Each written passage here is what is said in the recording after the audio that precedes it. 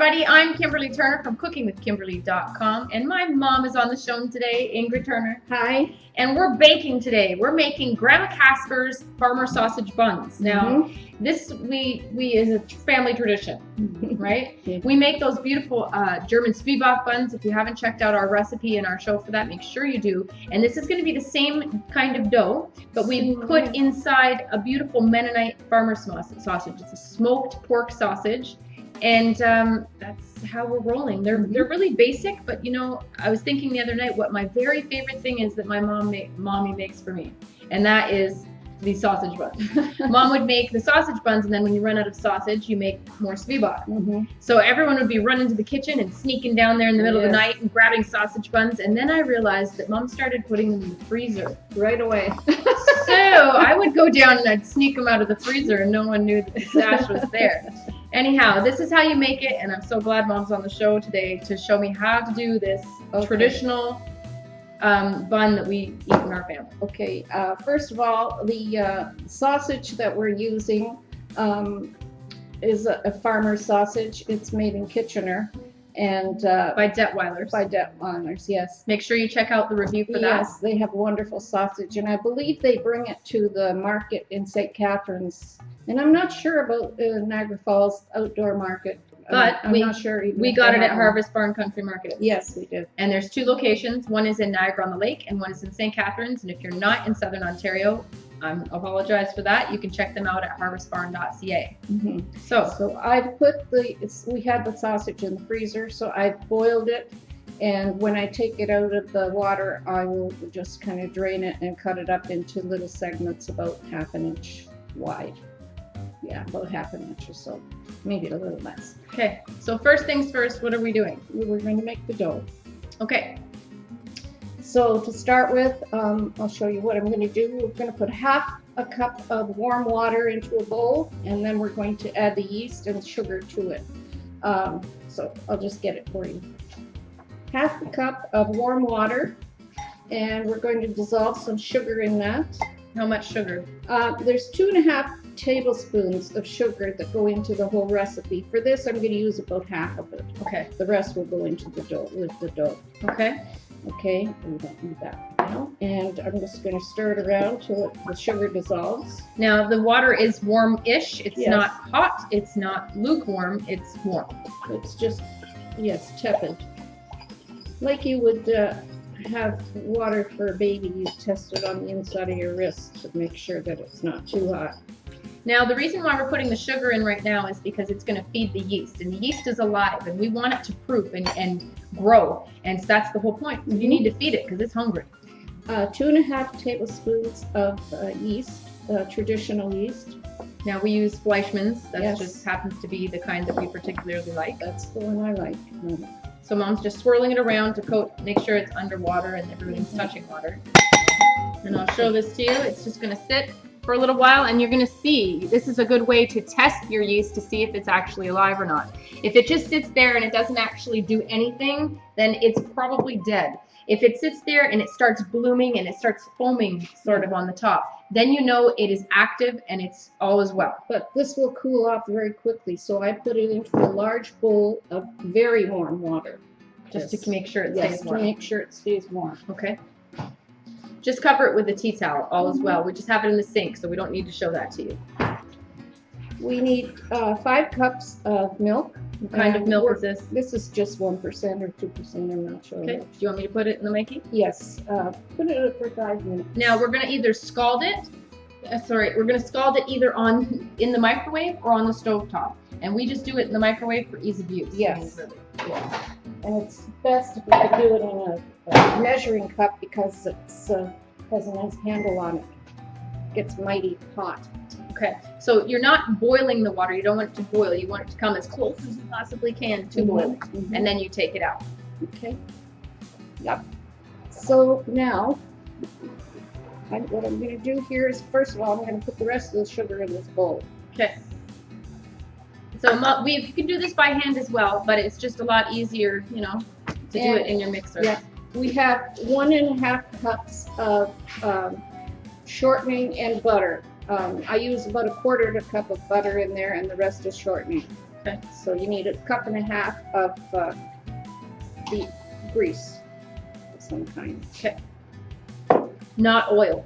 Not It oil, must be a not solid oil. sort of fat. Yeah, I actually, I've never tried it with oil, but you know, my mom never did it that way, so I don't do it that way either. Now, the best fat to possibly use for this is duck fat. That's the Yes. nicest. You can use chicken fat. We've used bacon fat. You use whatever kind of fat you have.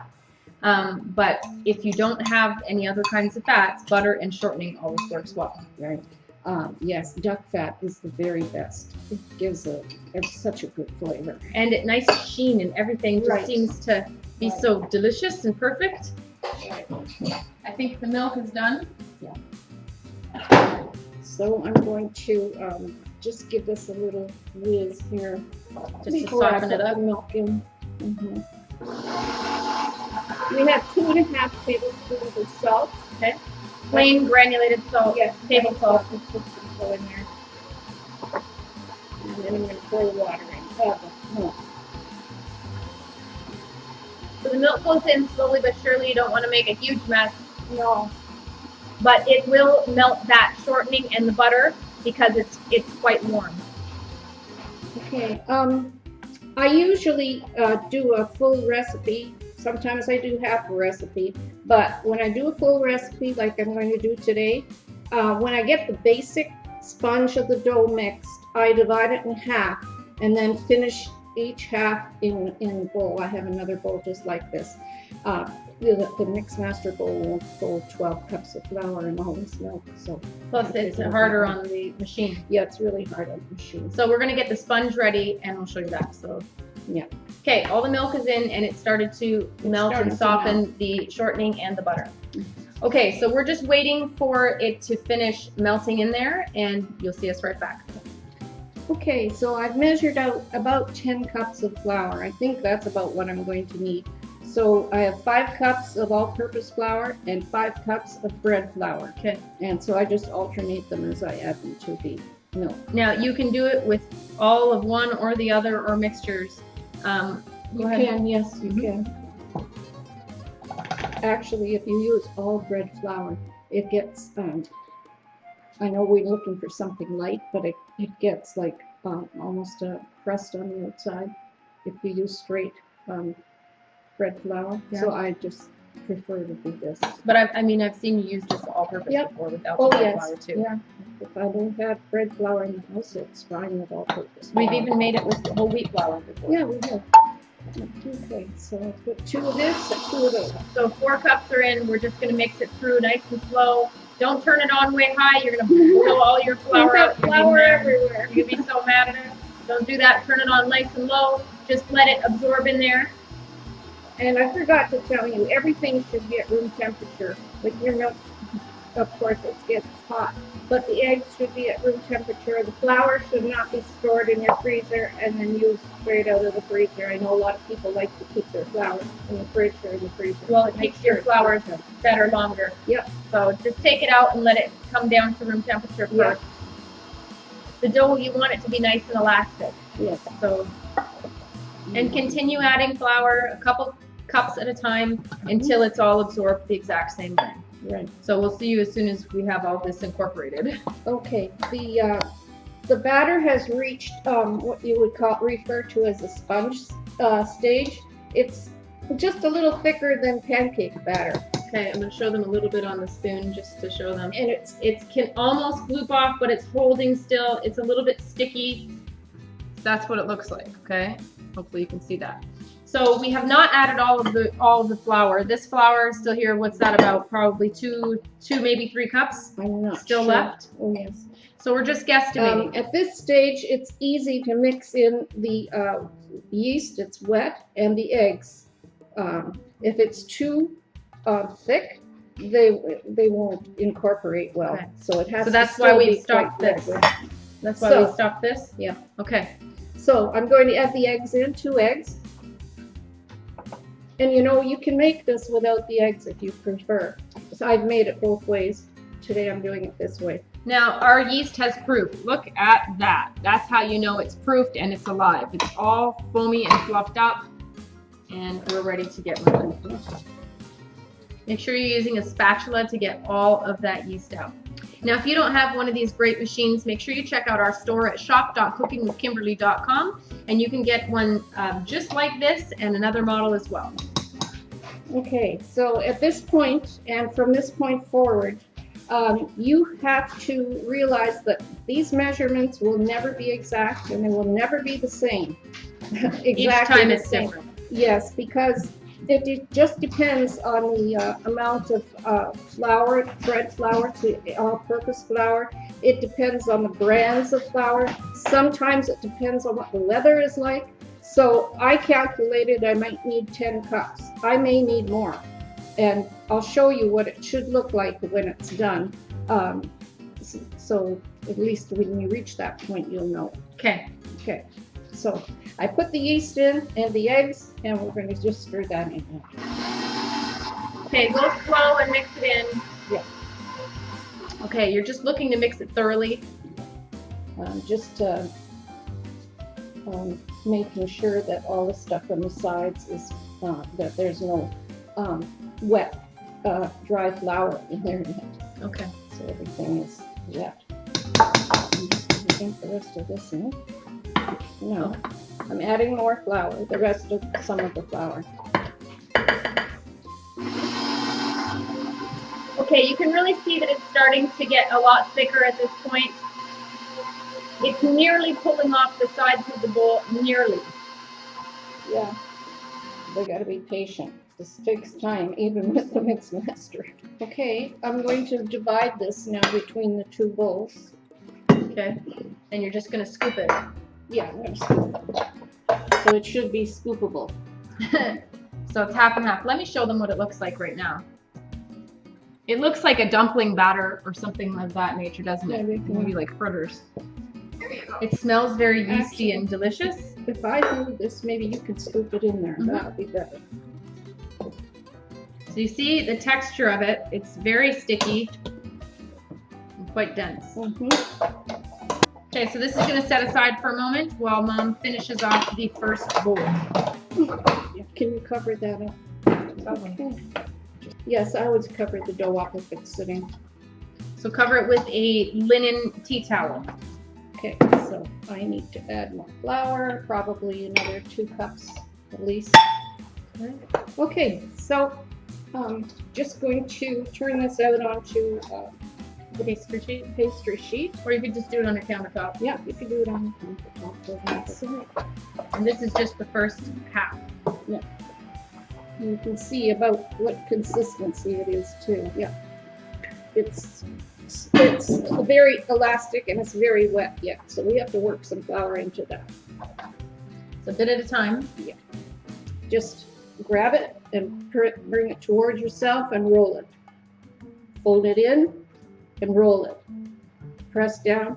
Keep bringing it towards yourself. Now, Mom already dusted the pastry sheet with flour, and we're just working some more flour in. So just sprinkling it on top. You make sure there's some on the bottom. Continue to sprinkle on top. This gets a little touchy because you can add too much flour very quickly. So best to put a little on and work it through, and then add more. You have to knead it anyway. Yeah. So you might as well go on and work it through slowly. It's lovely and soft. I think that's enough for right now. Okay. It has a really lovely feeling, cushiony. Mom has always told me that the texture and the look that you're looking for in this dough is going to look like cellulite. A little bit like cellulite. It looks a lot like cellulite, just like cellulite. It has a little bit knobby. It's got a little bit of, dimpling going on, and you can feel it. It's on top. It feels cellulite. So, you really don't have to add a lot of flour when you start working it this way. But like I said, it's best to work in every little bit of flour before you add more, because you can't really take it away. I mean, there are ways of fixing it up if you put too much on. You can just add some more liquid, a little bit more shortening. Want some on the bottom here? Just continue to make sure it's not sticking to your counter. Just add a little bit more bench flour as you go. When it stops sticking to your hands, when you stick your hands in like this and there's nothing sticking to it, then you added enough flour. So you're nearly there. I'm almost there. Grandma used to do this all by hand, the whole thing from beginning to end. Grandma's a And beast. she always said if she wasn't perspiring and her hands and arms were sore, then it wasn't needed enough. It wasn't right. Keep it going. And Grandma made these all the time. And Every she'd make Saturday. like a double batch of them. Oh, maybe 4. Now this is a half a batch, and Yeah, Grandma this would is- make a double batch. At least a double batch. After all, there were 9 children, 2 adults. And she did all the weekend cooking on Saturday because Sunday was Sabbath. And they Right. didn't do anything like that on Sunday. And she would always have families over for Sunday lunch and things. Oh, Grandpa, he used to come home from church with all kinds of people coming to stay for lunch, and they would all have children. 9 Those or were 10 the children days. too. Those were the days when every family had a lot of children. And That's a full house. yeah, Mom would just get out of the car and think, okay, lunch will be over with soon. And up would come Grandpa, he brought somebody. But those were good days. It was interesting too. They'd sing in the afternoon. They'd sit around and sing and talk and read. It's fun. You know, people don't do that anymore, do they? No. And we always wore our Sunday best all day long on Sunday. All So, day long. Yes. You didn't change when you got home from church? No, because that made it impossible for you to do work if you were wearing your best clothes. And they just didn't, even, there were times when, as the years went by, they used to pack peaches on Sundays. And that was the exception to the rule. Okay, Mom feels like we're at the spot where it's feeling the best. It's still a little bit warm. It's smooth to the touch, but it does have these little dimples in it, kind of like cellulite. It's not wet, but it's somewhat moist. Okay? Yeah. All right. Just Next going thing's to next. sprinkle a little bit of flour on the outside. We need a This. bowl. Yes, and we're going to, can you put a little bit of the butter smeared around the bottom, Okay. just so that it doesn't stick to the dough.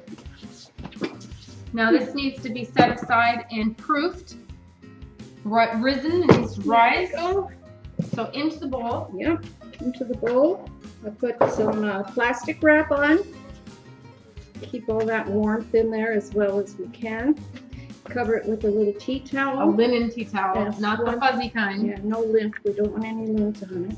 And Then we're going to wrap it in a bath towel so that it stays warm and it'll rise beautifully. so I'm going to put this in the other room where there's no draft and it's nice and warm, and we're going to repeat that with the second dough. You don't need to see that. Right. Okay, so Mom's just put it into the new bowl, and how long are we going? Well, till it doubles in bulk, it should be about 40 minutes. 40 minutes? Okay, so I'm going to put the timer just on for about 40 Yeah. minutes, and we'll check it then just Yeah. to make sure. Now, you may not use all of your flour. You may have some extra left. It really is just a touch and go kind of thing, and it all depends on that particular day. Now, we just guesstimate at the amount of flour that you're going to need, so you're going to have to use your judgment on it. Okay, so here's the farmer sausage we're using. It's a Mennonite smoked pork sausage, and Mom has just taken it out of the casing. She removed the casing and she boiled them in water, and now we've just cut them into maybe 1 inch pieces. Okay, Yeah. so they're in a good inch pieces here, maybe. Okay, and they're ready to go.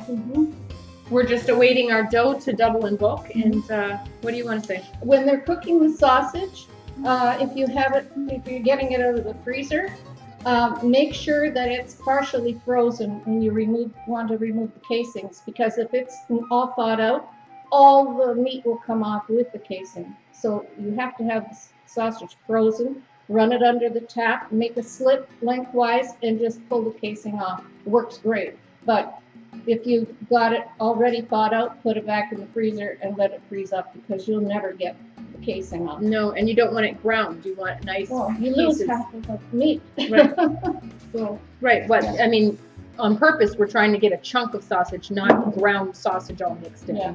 Okay, so that's ready to go, and this is going to be your limiting factor on how many buns you can make. Yes, I think we probably have about 60, 65.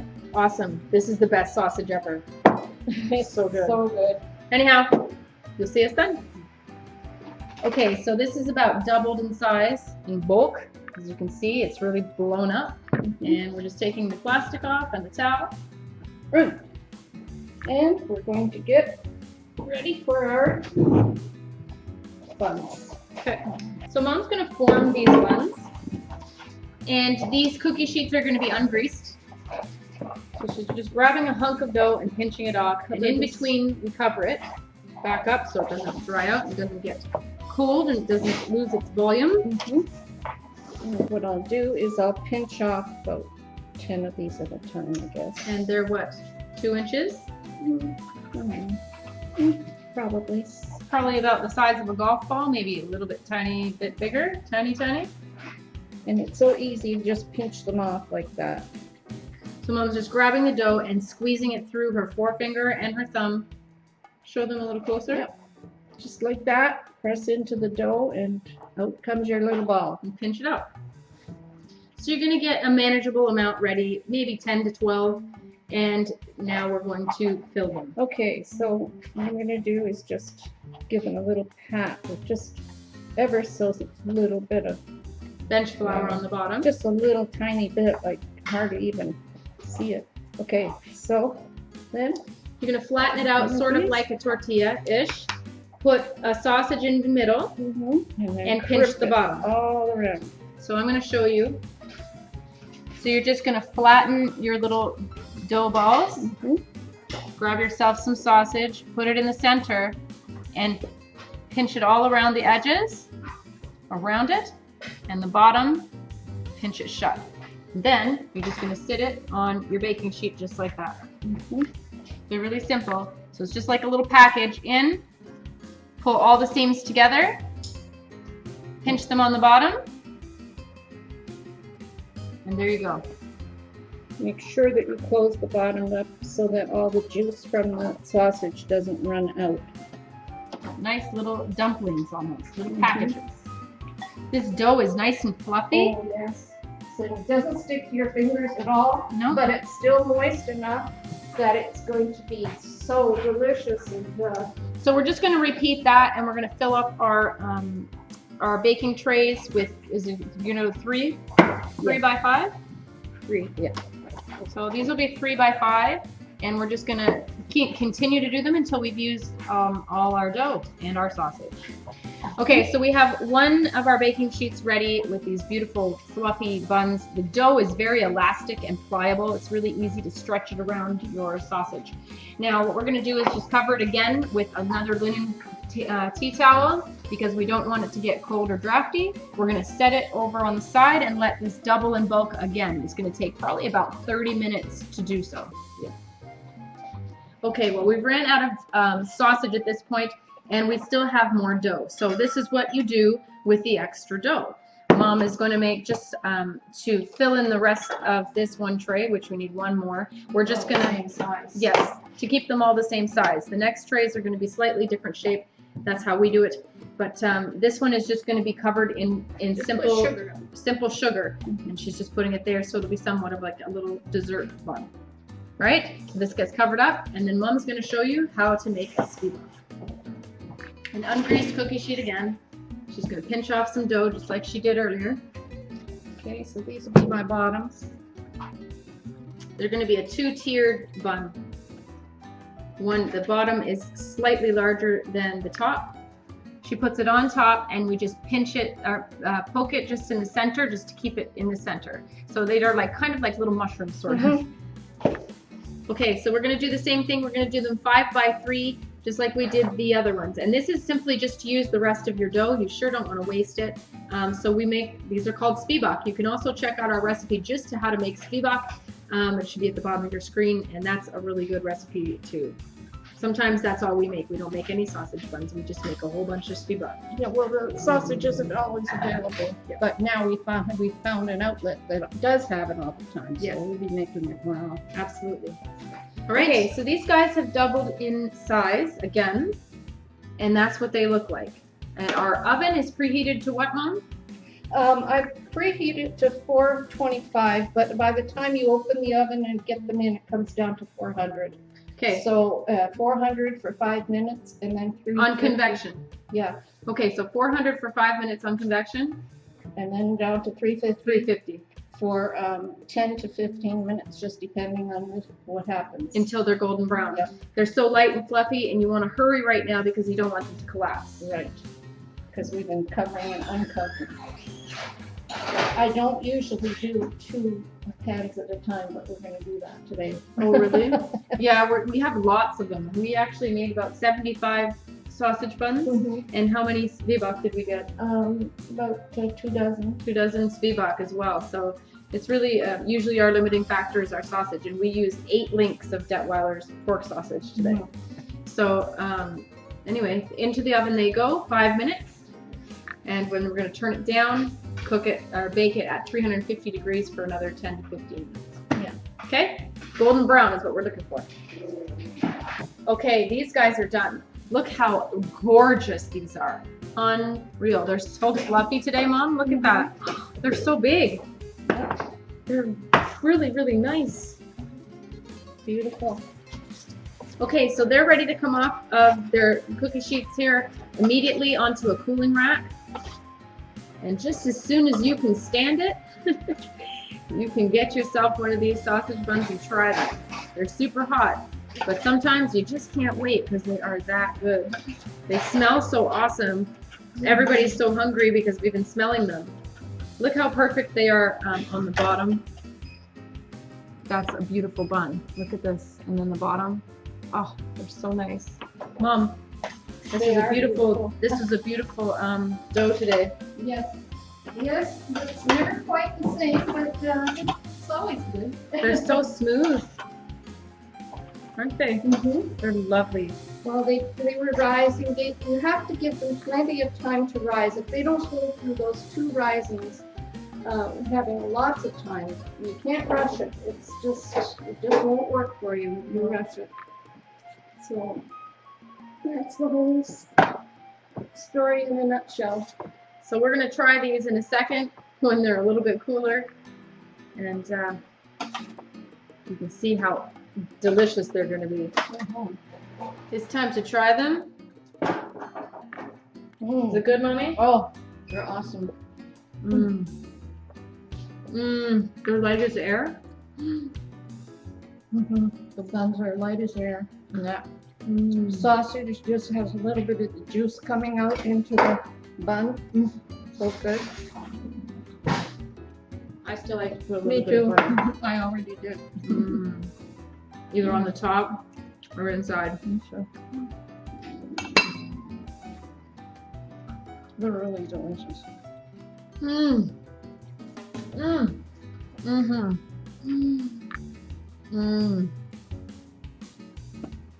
You just have a little bite of the sausage with every mouthful. Oh, I can't even talk. That sausage is so perfect. It's so savory and smoky and just perfect for everything. We put it in soups. We use it for breakfast. We put it in sandwiches. We put it in pasta. It's the best sausage ever. And that flavor of the bun is just really traditional.